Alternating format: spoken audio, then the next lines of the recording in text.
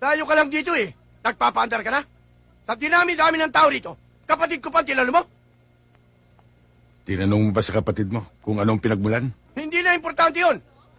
Nagkamali ka na sinagasaan. Sarge, pakiusap lang.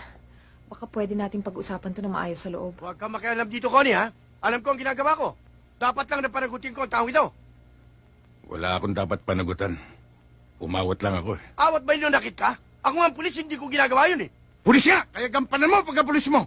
Itong kapatid mo, bantayan mo sa ginagawa niya pananakot, pangungutong at pangugulpit sa mga tao rito. At sinasangkalan yung pagka-pulis mo. Ang ibig mo sabihin kung sinsintor ako? Hindi ba? Puta. Gusto mo itumbak kita rito? Madaling sabihin yan eh.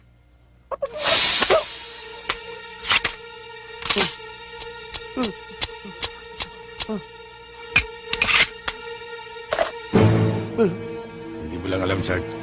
Hindi tayo talo. Oh, bakit di mo sinabi agad?